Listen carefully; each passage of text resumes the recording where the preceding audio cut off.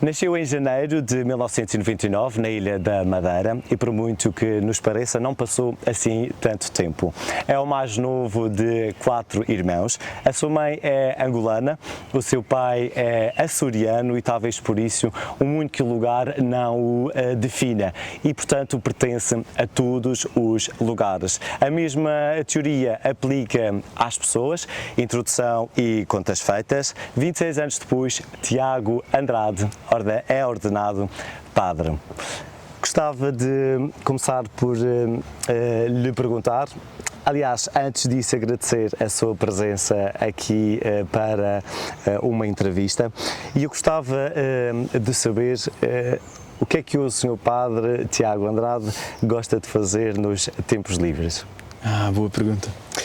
Então, agradecer também esta oportunidade de estar convosco e agradecer a iniciativa da página no Instagram, muito curiosa, muito interessante, assim, uma espécie de remar contra a maré, num tempo em que é tudo muito a correr, não é? É bom passarmos scroll e depararmos com histórias, com narrativas, porque elas são de facto aquilo de que somos tecidos, não é? Entre nós e nós próprios, portanto, connosco mesmos, olharmos para a nossa história. Portanto, que bom que é esta iniciativa e, portanto, obrigado duas vezes, obrigado duplamente.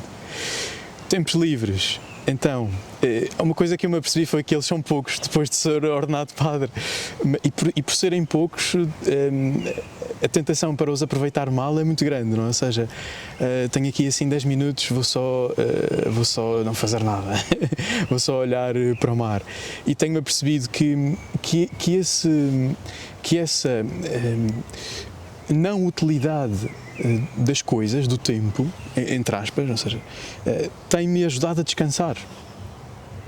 O não correr atrás das coisas, do que eu posso tirar daqui. Tenho 10 minutos e tenho de pôr a render estes 10 minutos. E, portanto, vou fazer coisas que tenho na minha to-do list há muito tempo. Eu divorciei-me da minha to-do list já há algum tempo e rendi-me simplesmente ao tempo. Sei lá, olhar, eu vivo numa casa bonita que é o seminário diocesano onde nós estamos. E, portanto, contemplar assim, o cantar dos pássaros, que hoje em dia é tão ofuscado pelas notificações, não? Os pelins das nossas notificações substituíram nas nossas cidades aquilo que era o mais natural. A par disso, gosto muito de ver um bom filme, gosto muito de música, gosto de ouvir música, boa música, gosto de ler, ou seja, ler é a minha grande perdição. Eu perco-me nas livrarias e assim. Era assim, as mesadas que os meus pais me davam eram todas elas muito mal aproveitadas, ou bem aproveitadas, depende da perspectiva, nas livrarias por onde passava. Sim, uma boa conversa, uma esplanada, com bons amigos e boa companhia, gosto muito. Que estilo de música e que estilo de livro? Exatamente. Então, músicas. Eu sou aberto à novidade, eu gosto de ouvir coisas diferentes, coisas novas.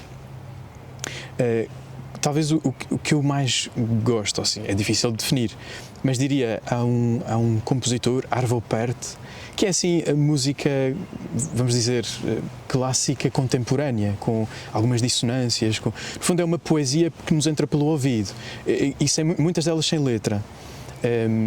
Outras com, enfim, gosto muito. Essas músicas ajudam a parar? Completamente, ajuda-me a parar. Ajuda-me a parar porque me fazem olhar para aquelas coisas com as quais nós não pensaríamos naturalmente. Nós vivemos numa catadupa de acontecimentos e a questão é pensarmos sobre eles, não é? E o eco que eles têm em nós. Bem, se assim não fosse, eu provavelmente não estaria aqui a falar contigo, não? Porque provavelmente não seria padre se não pensasse nos ecos dos meus sentimentos ou daquilo que sentia quando ouvia a palavra de Deus a ser proclamada, os gestos de Jesus, a verdade das suas palavras. Se calhar só foram comoventes porque eu, a dada altura, disse: ok, deixa-me pensar sobre isto. Ou os gestos de bondade que nos rodeiam, se não pensássemos sobre eles, acharíamos que a vida é má de se viver, e não é. E não está fora, o segredo está dentro. Portanto, sim, se a música nos ajuda a parar, é ela que nós devemos estar aliados. A arte, no geral, diria eu.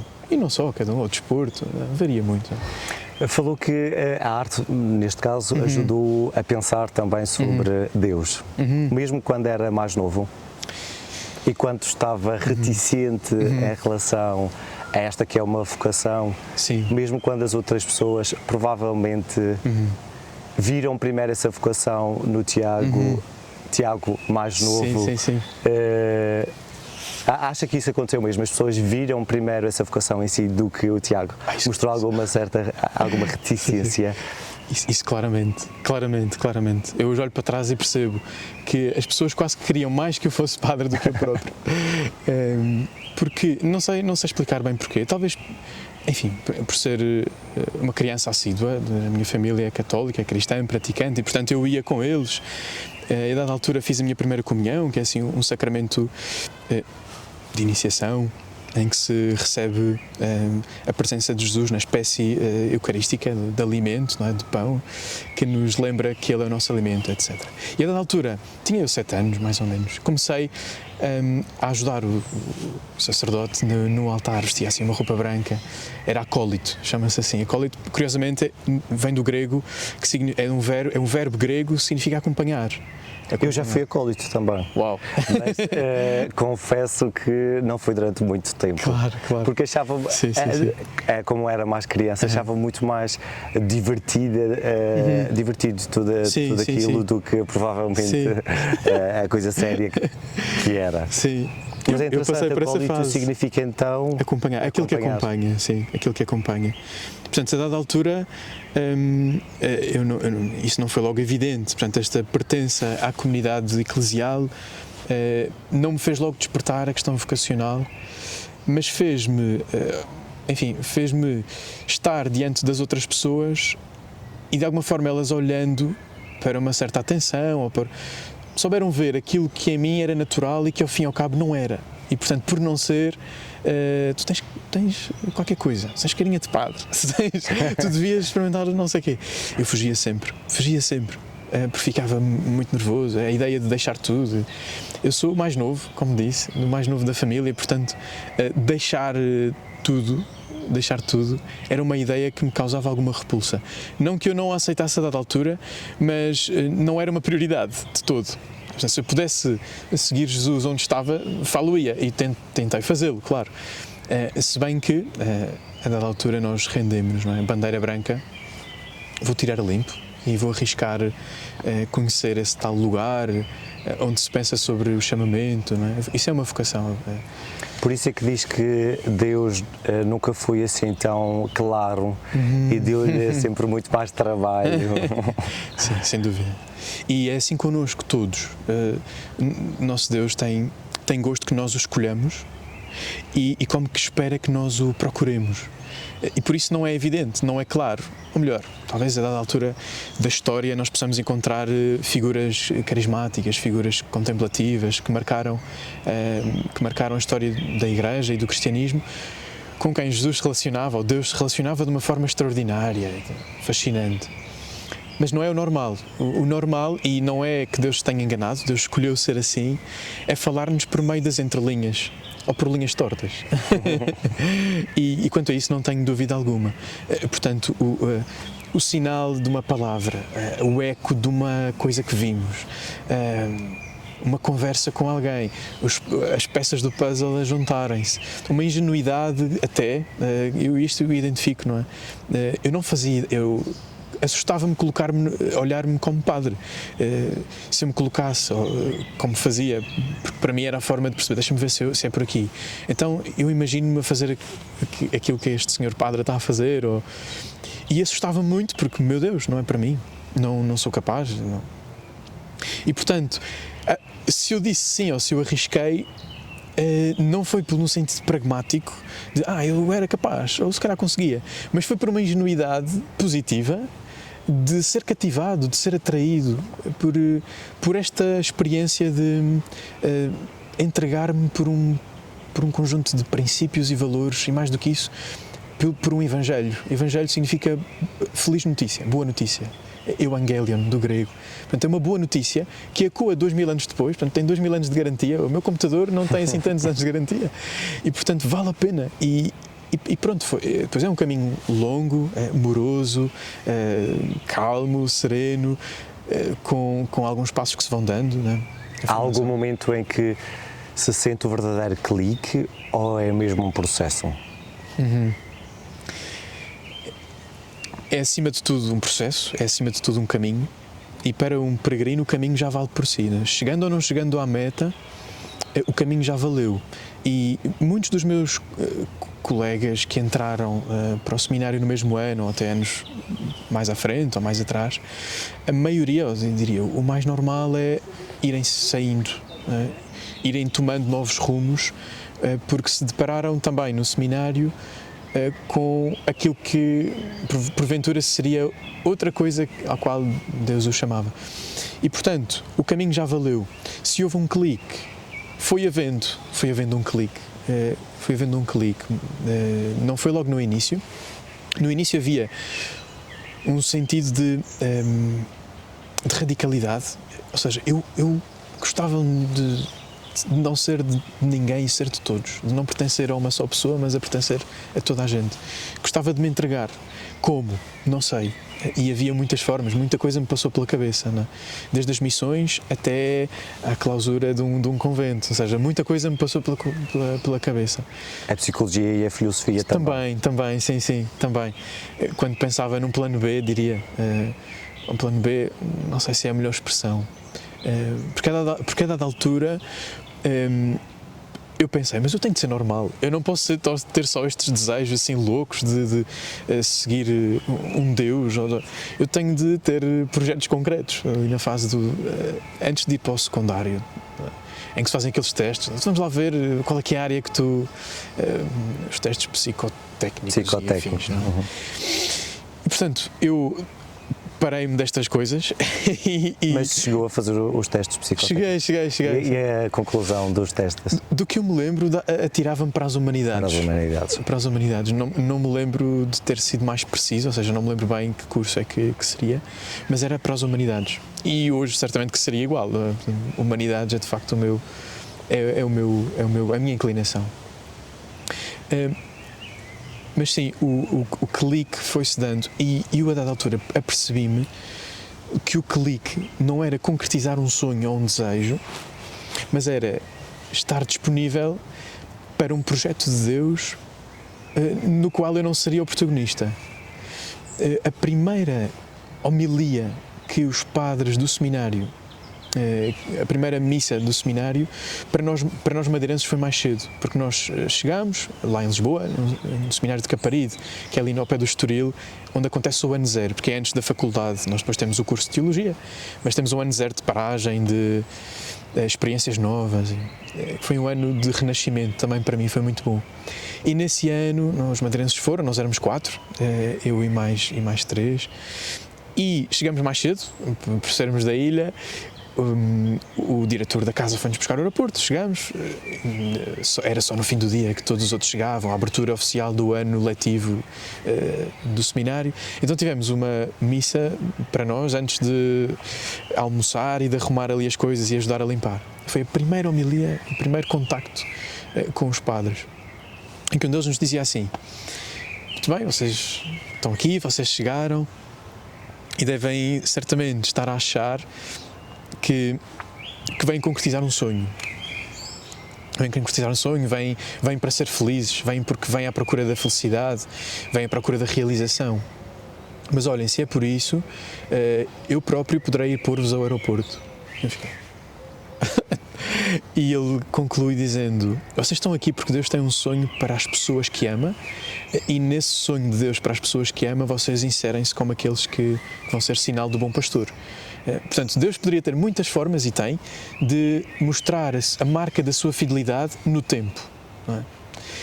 E uma delas foi ter escolhido corações humanos que palpitam como os outros e que se entreguem e que escolham simplesmente colocar todos em primeiro.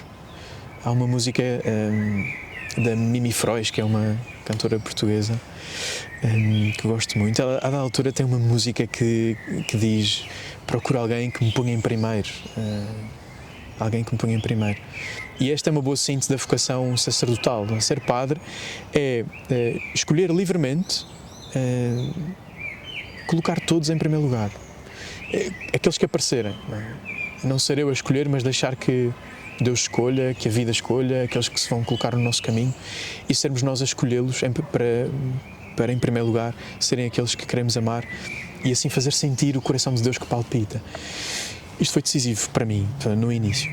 Ficou-me a ressoar isto. Ok, o foco não sou eu, ainda que Deus me faça feliz, claro, como faz a todos, mas o foco são aqueles que Deus quer amar. E eu vou descobrir quem são. Portanto, o decisivo, a dada altura, portanto, vou dizer, os primeiros anos, segundo, terceiro anos, o foco foi quem sou eu, né? A pergunta quem sou eu, no acompanhamento com os padres, na formação que tínhamos interna, até, inclusive nós tínhamos uma bateria de testes a que éramos submetidos psicológicos, até no início, e portanto era conhecer-me, olhar para a minha história, olhar para os meus talentos, olhar para as minhas dificuldades, e responder à pergunta com propriedade, quem sou eu, sem medo. Do terceiro ano para cima, a resposta era para quem sou eu, ou a pergunta era esta, à qual eu teria de dar resposta. Para quem sou eu? Alguns muito bons amigos meus descobriram que o para quem sou eu era uma família, era alguém a quem amar e a quem entregar a vida e a alma e constituir família, né? E foram deixando o seminário e eu fui ficando porque sentia, eu sinto que fui feito para aumentar de coração, não sei explicar, para que nele caibam todos. E neste tal processo, o clique acaba por ser, não foi um minuto, não foi num dia, não foi um acordar, e ainda que tivesse havido duas ou três situações importantes para mim, mas olhando para trás não serviriam de clique, porque apesar disso tudo eu poderia ter escolhido diferente. E não tenho dúvidas de uma coisa, se eu escolhesse diferente, seria igualmente feliz. Não é que Deus me tivesse condenado a ser padre, condenou-me a ser livre, entre aspas, jogo com as palavras. Seria feliz à mesma, escolhendo outro caminho. E por isso ainda torna mais bela a decisão. Como que Deus a dizer, qualquer caminho que tu tomes, far-te é feliz. Portanto, escolhe. Eu sei ao que fui, eu acho que nós padres sabemos ao que fomos, nenhum de nós foi enganado. Bolas, afinal isto do celibato. Não, nós escolhemos, ou seja, escolhemos com liberdade. Resumindo e baralhando, o clique de Deus foi a não clareza de Deus. Há um credo, e pronto, e termino a pergunta para não ficarmos só nesta pergunta, desculpem lá. Há um credo de um autor que eu conheci há pouco tempo e só conheço isso dele, não conheço mais nada, não conheço mais nenhum livro. Yossel Rakover, creio que é assim. Falta-me qualquer coisa. Mas ele tem uma espécie de... São os versos que ele dá o nome de credo, e que ele diz assim: creio no sol mesmo quando não o vejo. Creio no amor, mesmo quando não o abraço. Creio em Deus, mesmo quando Deus se cala. E eu creio que este foi o meu clique. Deus é um pouco a fé? Sem dúvida, sem dúvida. A fé é este risco, mas é também uma escolha, é uma decisão. Eu quero acreditar em Deus, mesmo quando Ele se cala. Porque sei que até no silêncio de Deus, o silêncio de Deus é bastante eloquente. E o que é preciso? Ter... se calhar as pessoas diriam ter tempo para o escutar.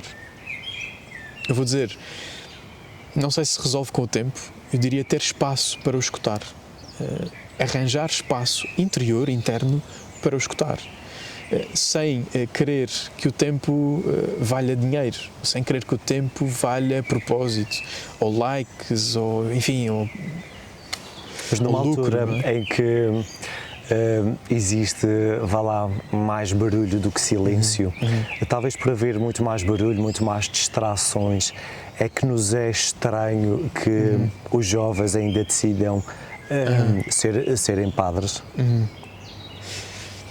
Sim, talvez sim. E também por ser uma decisão de compromisso muito outsider, não é? Estás a hipotecar a tua vida, era o que mais me diziam. Há uma parte da vida humana, terrena, que se põe de lado quando se escolhe ser padre. Não sei se é uma escolha, mas quando se segue o caminho de ser padre. Olha, eu pelo menos, habituei-me a pensar que Deus não tira, mas dá tudo. A questão é que para dar tudo requer que eu escolha algumas coisas e que diga alguns pequenos nãos para poder dizer grandes sims. Isso sim, experimentei-o na pele e acho que não é novidade. Sim, é verdade. Há qualquer coisa que nós temos de colocar à parte, mas temos de colocar à parte para podermos ser nós a oferecê-lo aos outros. Se eu abdico, por exemplo, do meu tempo, ou se podia ter o tempo para mim, para os meus sonhos e projetos porque os tinha, e se eu abdico do meu tempo para eu poder oferecê-lo, se abdico do meu coração a dada altura, não é? Então, mas o padre não pode ter família, não é? Se abdico do meu coração é para fazer de todos a minha família, etc, etc. E sinto que vamos aprendendo a realizarmos-nos, porque ser padre não é ser solteirão, ou seja, não é eu no altar tenho a minha função, ou na igreja, ou na sacristia, e fora dela tenho a minha vida. Não, ser padre é para sempre, é uma resposta de fidelidade para sempre. E nós aprendemos por isso a realizarmos-nos até naquelas coisas que aparentemente não são evidentemente religiosas, não é? Realizo-me quando leio um bom romance, porque sei que nele encontro um laboratório de humanidade e ganho categorias que me ajudarão a olhar para as pessoas com compaixão, com amor, porque conheço o coração humano, porque conheço a produção humana, e isso far-me-á, e não tenho dúvidas, amar mais cada um daqueles que me são dados e, acima de tudo, compreender, porque infelizmente, muito do que vamos vendo, fruto talvez do tempo e da correria do tempo, como falávamos, não é? É o humano menos humano, que é, deixa-me cá ver o que é que eu posso fazer para que corra tudo bem comigo. E se for preciso, eu posso espezinhar alguém, ou posso faltar com a verdade, ou posso não me importar com alguém. E, portanto, o meu esforço, ou o esforço de nós, Igreja, ou o esforço dos padres, sem querer engafetar, não é? Mas o meu esforço, vou falar por mim, o meu esforço é humanizar cada vez mais o humano, para que haja humanidade dentro de nós, para que sejamos sempre compassivos, bondosos, humildes, capazes de nos sacrificar pelos outros, porque isso nós temos dentro. Até o pior de nós, o pior produto da humanidade, seja ele quem for, ocorrem-me alguns nomes à cabeça, olhando para a história, mas até esses tinham em si o melhor e o pior, a possibilidade do melhor e do pior. E pronto, ou seja, sim, até o que está fora da sacristia, por mais incrível que pareça, é profundamente cristificado, não é? Porque não há nada fora do que diga respeito ao homem, à mulher, à humanidade, não há nada que diga respeito ao que somos, do qual Deus não se importa, importa-se mesmo. E, portanto, se ele se importa, eu quero me importar. A própria Bíblia, a própria Escritura, a Sagrada Escritura, é também ela um grande observatório de humanidade, não é? Nas narrativas, nos seus entrelaçamentos, nos seus tentativa e erro da história de um povo que, no Antigo Testamento, que tenta dar o seu melhor, mas à altura que se cansa por Deus não ser evidente, que é no fundo a mesma coisa pela qual nós nos cansamos. Surpreendentemente, hoje, se nós formos, por exemplo, a uma bomba de gasolina, ou ali a uma livraria e perguntarmos, digam-me destas revistas ou destes livros ou qual é que é a estante que é mais vendida ou que tem mais procura ou que as pessoas imediatamente se dirigem? É alguma coisa como autoajuda, é alguma coisa como portanto, há ali qualquer coisa hoje na Madeira, hoje em Portugal, hoje na Europa, há qualquer coisa, há uma procura e é só isso que é preciso, haver sede. E qual é o papel da Igreja nos tempos de hoje e como é que ela consegue chegar aos mais novos? E aproveito para fazer 3 perguntas numa só. A missa deveria ser dada de maneira diferente? Para de alguma forma atrair os mais jovens? Qual é o papel da religião hoje em dia? Percebo. Eu tenho tido uma experiência que me surpreendeu, mas de facto tem-me acontecido a graça de ter-me encontrado com jovens, sim, no último ano, jovens que procuram e que e que se entregam e que se rendem ao processo de procura e que se têm tornado testemunhos para outros jovens. Portanto, eu diria, o que é que convence, ou melhor, o papel da igreja, da religião hoje, seria um método. Bem, isso seria algo como o método da amizade. Não tenho qualquer dúvidas de que nós convencemos pela proximidade, pela amizade, por travar amizade. Ou seja, não tenho qualquer tipo de segundas intenções de convencer ou de impor os meus princípios pelos quais me pauto, não é? É investir na relação. Exatamente, porque sim. E interiormente não querer ter a pressão de converter quem quer que seja. A conversão é um espaço pessoalíssimo da pessoa com Deus, ou com aquilo que ela um dia descobrirá. Ser Deus ou ser aquilo que a aproxima das respostas últimas, das perguntas. Portanto, eu tenho, no fundo, se me perguntasses, este ano, que é o meu primeiro ano, é o ano em que regresso dos estudos, é uma espécie de estágio, este ano, o que é que em que é que tenho investido mais é nas amizades. E, portanto, é um ano de muita felicidade, porque tenho recebido grandes amizades, belas amizades, e com elas, sem eu querer ou sem eu sequer programar, eu não tenho propriamente um programa pastoral, o programa é viver com autenticidade. E, portanto, sem eu ter grandes programas, as pessoas olhando, digamos, para este amigo, que por acaso é padre, questionam-se, mas como é que é possível? Pá, tu pareces-me normal. Ora, se tu és normal, não pode ser só da tua cabeça, porque há mais gente a dar valor a Deus, ao cristianismo, à igreja. A normalidade aproxima. Sim. Tornar-nos comuns. Sim, sem dúvida. Sem dúvida. Sermos o que somos, sem medo, claro que sim. O Papa Francisco foi uma lição. Eu sinto que carrego nas costas esta herança bonita do Papa Francisco. Portanto, eu fui ordenado, não tínhamos Papa, portanto era a morte, foi no grande luto da Igreja. O dia da ordenação do padre Tiago Andrade foi o dia do funeral do Papa Francisco. Exatamente. O que é que isso lhe significa e quem foi o Papa Francisco na sua vida? Ou o que ele é? Exatamente. Todo o meu processo de discernimento vocacional é concomitante ao período em que o Papa Francisco nos presenteou com a maravilha da sua amizade, poderia dizer assim. Era um Papa amigo de todos, dos homens, não? Era um amigo, era um pai. Nunca talvez para mim, na cabeça de jovem, porque era novo, não é? Porque não tinha conhecido muitos papas, mas nunca para mim a palavra Papa foi tão bem atribuída como naquela pessoa, naquele homem. Lembro-me, a dada altura sai um filme da vida dele, eu vi e revi aquele filme, não é? Exatamente por perceber que o Papa que estava ali, que com toda aquela solenidade, era alguém muito normal e que gostava de ler como eu coisas alternativas, não é?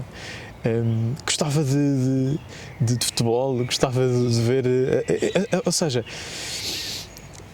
esta proximidade fez-me perceber que este é o caminho, cada um sendo como é, mas o caminho é este, não impor entraves, não impor distâncias, mas construir pontes, como dizia o Papa Francisco, ele que é o pontífice, não é? O Papa Leão, o nosso Papa, o pontífice, aquele que constrói as pontes, não é? Que liga as duas margens, a humanidade e Deus à procura de nós. Portanto, sim, ser ordenado nesse dia foi um misto, porque ao mesmo tempo eu lembro-me de até termos, a festa tem de ser comedida, porque, quer dizer, é o funeral, é a igreja, o mundo está de luto. Mas ao mesmo tempo com muita serenidade, porque a alegria que recebi, a alegria que recebemos quando de repente habemos Papa, não é? Papa Leão, foi tremenda, foi uau, que bonito, temos Papa. E portanto não significa que tivemos descuidado quem foi o Papa Francisco, mas que a Igreja tem um coração, a Igreja viva, e esse coração palpita, e aquilo que uma vez Jesus disse a Pedro, não é? apacenta os meus cordeiros, apacenta as minhas ovelhas, eu estarei sempre contigo. E Pedro disse a outro, que disse a outro, que disse a outro. De repente estamos nós aqui e hoje é Leão, hoje é o nosso Papa, Roberto Prevost. Mas sim, carrego essa herança de ter nos olhos a proximidade de um Deus que fala mais pelos gestos do que pelas palavras. Talvez noutra fase da história não tivesse sido assim. Talvez noutra fase da história era mais pela apologética, pela palavra, pelo convencimento, pelos debates medievais que nos deram obras grandiosíssimas, tesouros da teologia, da humanidade, da filosofia. Os grandes filósofos eram muitos deles teólogos, os grandes humanistas. Portanto, sim, numa fase, hoje continua a ser, mas a seu jeito, a seu modo. E creio que, pelo menos para mim, tem sido esta dimensão da vida, não é? De anunciar com as mãos, anunciar com o coração, porque as pessoas sintam. Eu lembro-me, das minhas grandes questões de Padre Novo foi num dos primeiros funerais. Esta coisa de lidar com, de manhã tenho um funeral, à tarde tenho um batismo, e portanto eu tenho que me perder a mim próprio. Eu não posso, não é não poder, é suposto que seja assim. Um dia Jesus disse, não é? Quem aceitar perder a vida por minha causa há de ganhá-la. E eu tenho aprendido a ganhar a vida perdendo-me. E portanto, quando estou num funeral, por mais boas notícias que tenha tido ao longo do dia, eu quero chorar com quem chora. Quero compadecer-me com quem se compadece. E por mais triste que esteja, por mais peso que carregue, no batismo quero estar contente com quem está alegre. E houve uma altura, num funeral, que me mexeu bastante, não sei explicar porquê. Eu creio que terá sido pelo facto de ter visto pessoas da paróquia onde colaboro. Eu colaboro em duas comunidades que me têm feito crescer muito, a Câmara de Lobos, São Sebastião, na Vila, e Quinta Grande. Eu sou de Cabarlubos, mas é em cima. Encarnação. Boa gente. E que me tem ajudado tanto. Tem sido uma boa experiência. E num dos funerais era de um familiar de uma família que eu conhecia da Quinta Grande.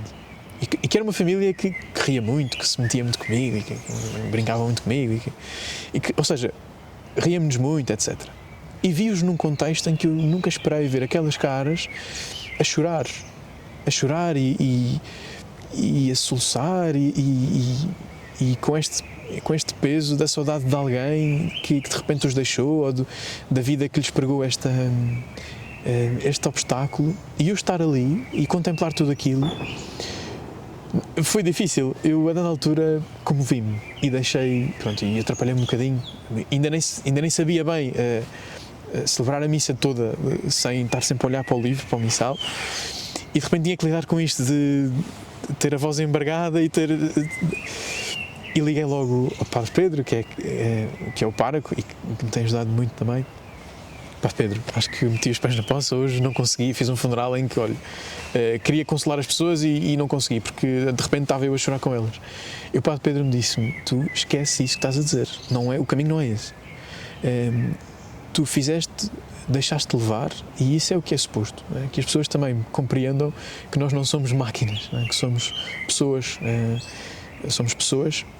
que queremos transmitir a alegria de uma verdade e de um alguém que um dia nos cativou a nós, não é? Jesus de Nazaré.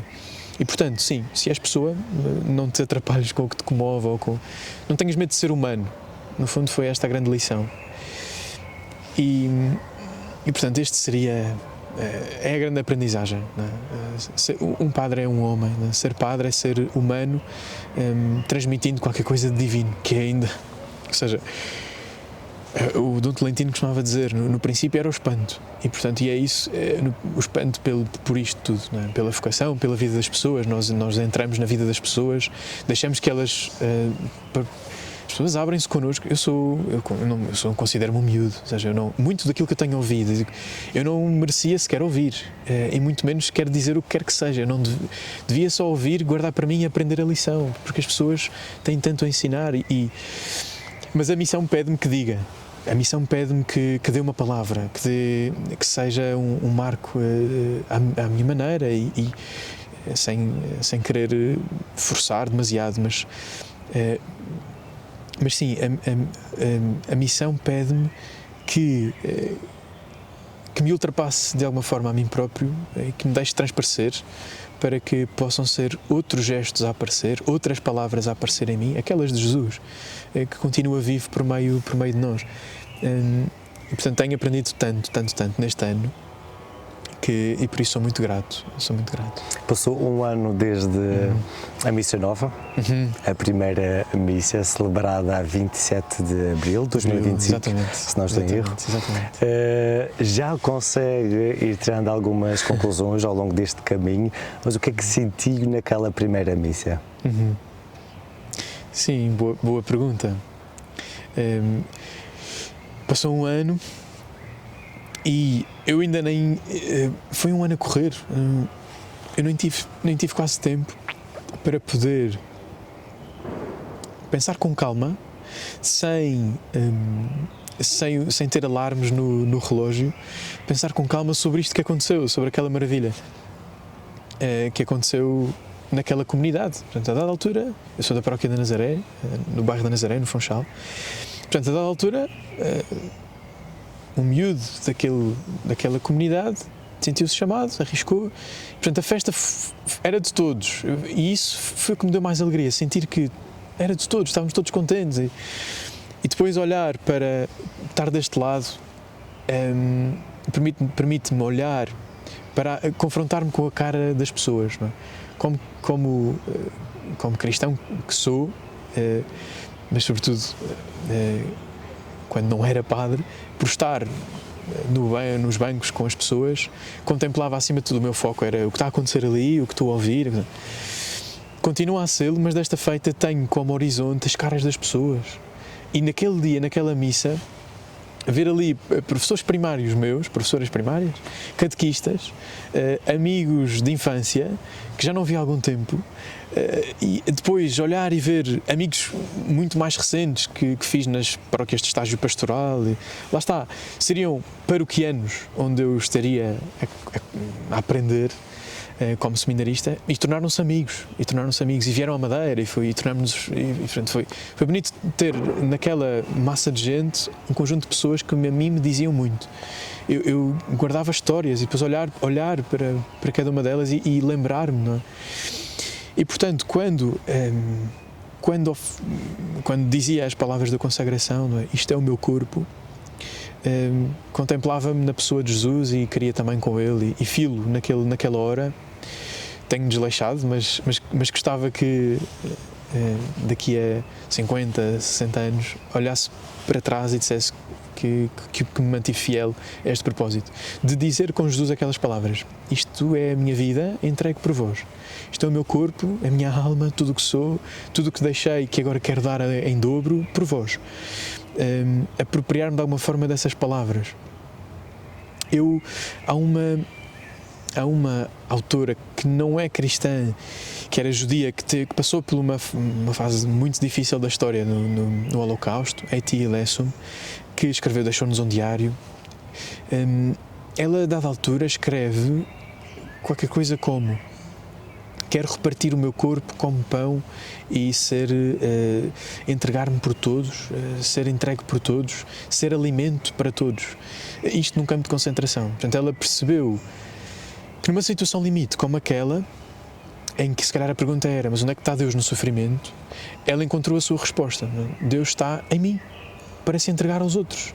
E portanto eu quero fazê-lo, quero ajudar Deus. Ela diz mesmo: quero ajudar-te, meu Deus, a desenterrar do coração de todos o melhor que tem em si.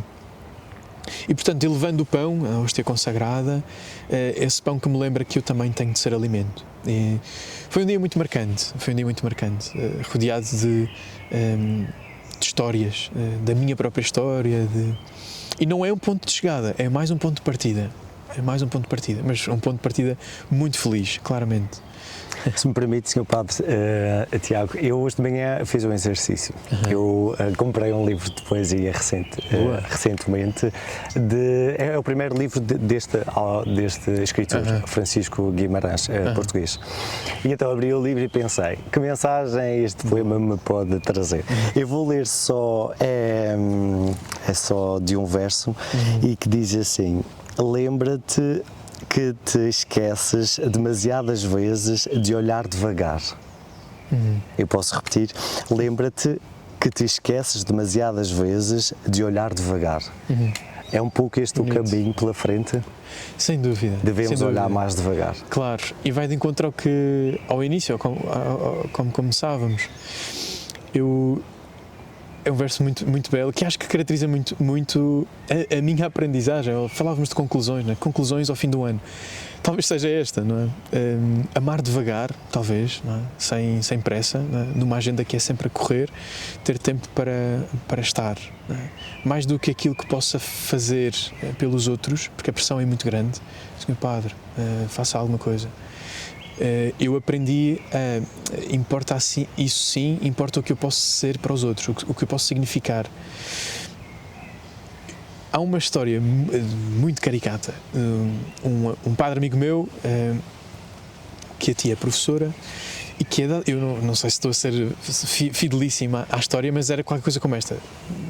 Nas aulas, pergunta às crianças qual é que é a cor preferida, não é? Qual é que é a tua cor preferida? Amarelo, azul, etc. E a determinada altura ela pergunta a uma criança qual é que é a tua preferida, e ela responde-lhe: é o vermelho. Acho que é isto, é o vermelho. E a professora pergunta: o vermelho, e porquê? E ela diz-lhe: professora, porque o vermelho é o laranja devagar. Ou seja, era uma coisa Foi assim, poético. laranja ao vermelho, não sei se eram estas as cores, mas era assim a ideia de transição, porque esta cor é uma outra cor em processo. Portanto, nós somos construção, nós somos caminho, nós somos homo viator, em via, em processo, em caminho. E portanto eu tenho um ano de padre, estou a nascer praticamente, não sei andar, não sei falar, quase, não é? Preciso Um padre nasce duas vezes. Exatamente. O A padre primeira, renasce, sim. da mãe, Exatamente. e depois quando se torna padre. Exatamente, sim, exatamente. E as pessoas ajudam-nos a nascer e a renascer. Falávamos das paróquias de Câmara de Lobos e Quinta Grande, onde tenho andado, mas também do seminário, que é a missão que me foi confiada, e o cuidado pelas vocações e entre outras missões, mas as pessoas que estão à minha volta são de alguma forma este lembrete, esta notificação viva. Lembra-te de amar devagar também, ou seja, lembra-te de que elas precisam de ti e não do que tu podes dar, porque o que tu podes dar pode ser muito bom, um dia pode ser tu, pode ser outra pessoa, mas tu és tu, não é? Nós aprender a viver é perceber que há pessoas que só poderão ser amadas por nós, porque não há dois Nunos iguais, não há dois Tiagos iguais, e portanto isso que sou eu, e esse amor que eu posso dar, ou isso que eu posso partilhar, o que eu sou e que posso partilhar, só eu posso dar. E portanto, sim, há pessoas que só poderão ser amadas por mim, não é? E este é um exercício que era bom todos nós fazermos, não é? Aquelas pessoas que estão comigo, que vivem comigo, com quem me cruzo, ficarão por amar se eu não o fizer, porque não há outra pessoa igual a mim, não há outro eu que o faça por mim. E portanto, obrigado por este verso. Obrigado por este verso. Obrigado eu, Sr. Padre Tiago Andrade, por esta entrevista. Que seja um caminho cheio de luz. Isso mesmo. Obrigado mais uma vez. Obrigado.